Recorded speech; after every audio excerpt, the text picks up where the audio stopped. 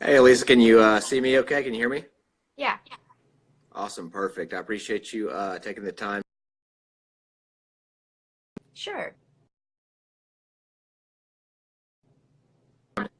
Yeah, no problem at all. I appreciate you making the time.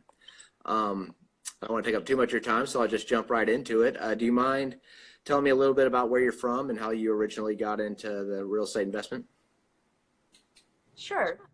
I'm originally from Beijing, China, Okay. and I started investing in real estate from purchasing my first home.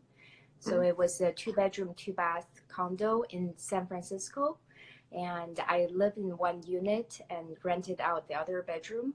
So that was kind of house hacking, Right. and I remodeled the place and the value was appreciating a lot. So I was able to borrow a HELOC to purchase my first rental property in South Beach of San Francisco. And from remodeling both places, I realized that I enjoyed the remodeling process and house flipping could be a good career for me. Okay. How did you, if you don't mind me asking, how did you finance your first house you moved into when you decided to It house was hack? just a conventional loan. Cool. I currently live in a duplex, and that's what I'm doing. I bought it with an FHA loan, and I rent out the other side, and it pays the vast majority of my mortgage. It's definitely a good way to go. Yeah. Uh, Cool. the second house that you bought with the HELOC, did you sell it, or do you still own it? I rented it out as a high-end furnished rental for about a year, and Okay. then the value went up by like 40%. Mm. So I decided to sell it, and then I had the capital to do the house flipping. Okay. What does your business model look like at this point? Are you primarily buying and holding, or flipping, or doing a little bit of Flipping. each? Okay. Yeah. I currently have four projects Okay. that I'm flipping right now. Alrighty. I saw you on your profile. You're an Airbnb host as well. Is that just the old house, or do you? No, it's actually a new house that I purchased this year in Okay. January, and I remodeled it thinking that I was going to flip it. But then I realized that there's a lot of value in the house, so I purchased it at a really low price. And Mm. then the rents are pretty high, especially if you do Airbnb. Right. So I'm getting about $8,000 a month from Awesome. Airbnb in rent, and the mortgage is only about $3,000. So Awesome. there's a lot of cash flow. Yeah, Yeah. for sure. Is there a lot of restrictions on Airbnb in California or in your part of California? Um, I I don't think so. So if you are to rent, so on Airbnb you can do like actually longer term rental, more like 30 days or longer.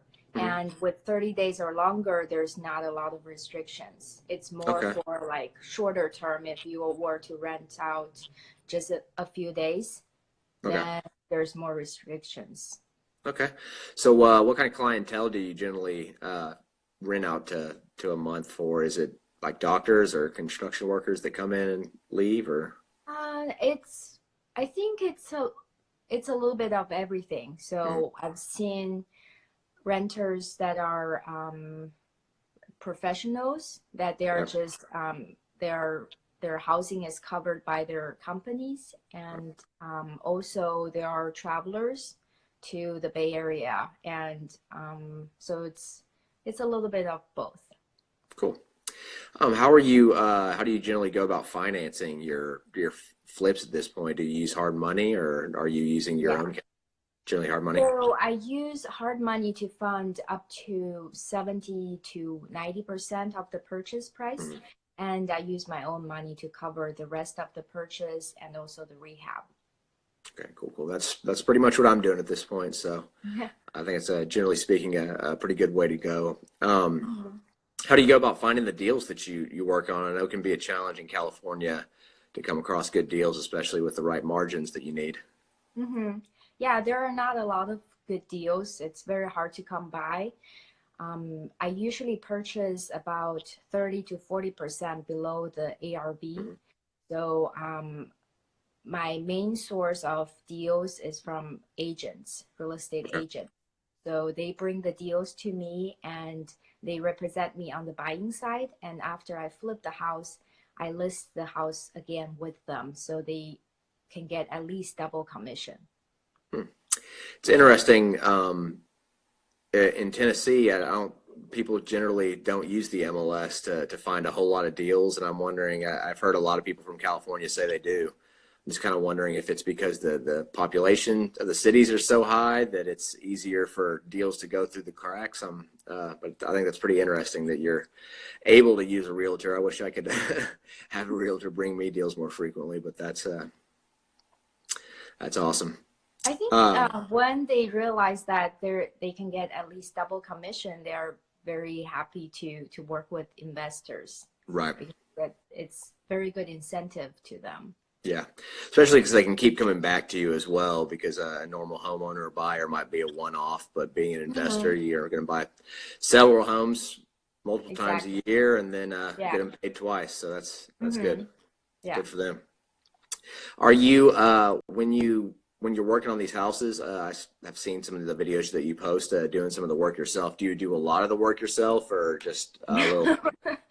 I usually just do I try to learn a little bit about the trades, so I understand how much time it's taking to do certain part of the work, and I don't really do much myself. It's more for fun. I'm learning, and I think it's good to know a little bit of since I'm in this business, it's good to know how construction works.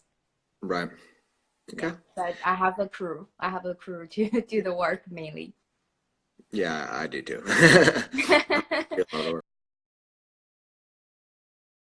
It's too much work for one person to handle, and I think it's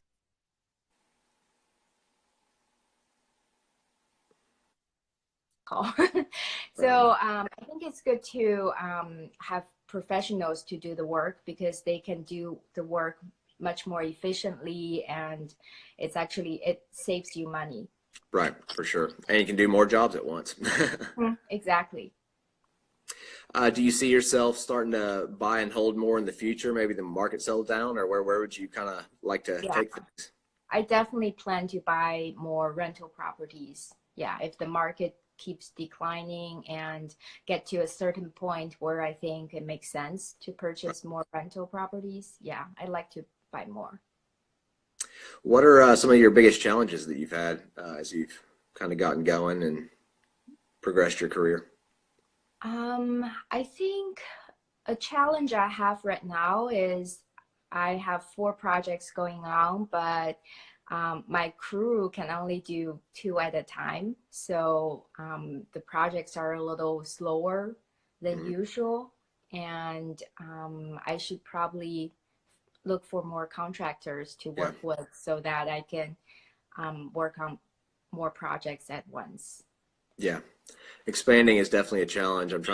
I wholesale a lot as well. I'm working on trying to scale that up, and it's a lot of it's beyond my expertise. So I have to kind of go out towards other people and find out how they've systemized a lot of things and scaled up, because it's not really intuitive to me necessarily. So I can definitely relate to that aspect of it as well. Yeah.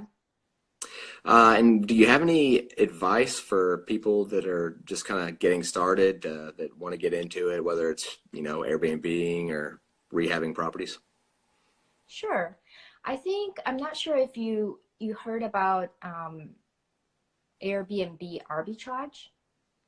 I have heard of it, but again, in Nashville, I think they just in Tennessee, I think they have cracked down on Airbnb, and it's really? Yeah, they have a lot. It's kind of a Bummer. back and forth thing. But at this point, I know there are areas specifically in Nashville that you can do Airbnb arbitrage. Even if it's 30 days or longer? I don't own any Airbnb, so I don't really have the insight to know for sure. I just know it's been kind of a big deal, not just in the investing community, but it's just been on the news a lot and stuff like that, and talking about the back and forth of the Airbnb restrictions. So. Okay.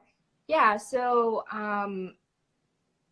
if in other areas where Airbnb is allowed, so a lot of people rent a property for a long term, like a year lease that's unfurnished, and then they furnish the property and then rent it out on Airbnb like a shorter term. With the furnished unit, they can actually generate a lot of cash flow every month, and they manage like 10 or 20 of those properties, and many of my friends were able to quit their jobs that That's way. awesome. Yeah, I know. Yeah, well, that's definitely something to look into for sure. Yeah, that's a good way for new investors to get started because there's very little capital required in this Right. business. Yeah. Well, that's awesome. Well, I appreciate that insight for sure, and I'll have to start looking into that more myself and make sure that Yeah. I am clear on what the restrictions are. Right. Is the best place for people to keep up with you and keep up with your projects through Instagram? Do you have any other social medias that would be the best? Yeah, Instagram Transform Real Estate, and also I have a Facebook page. Okay. I don't update as frequently as Instagram, but that's a good way to follow with me as well. And I have a website, transformrealestate.com. Yeah. Okay. If you don't mind me asking, is your website primarily just what all does your website function as? Do you like bring in leads and sell through there? So my website, I don't really generate a lot of leads from the website. It's mainly for people to get to know my company and get to know my business. I have a page for realtors. I have a page for lenders, and also before and after photos from my previous projects, so people can get to know my business and understand how it works for a lender, a private money lender, or for an agent. Sure. And I also have some testimonials from agents that I worked with before. So it's kind of a way for people to validate my business. Okay. Well, I really appreciate your time, and I'm excited to see what you keep on doing. I hope we reconnect down the line. I appreciate it. Sounds good. Thank you. Thank you so much.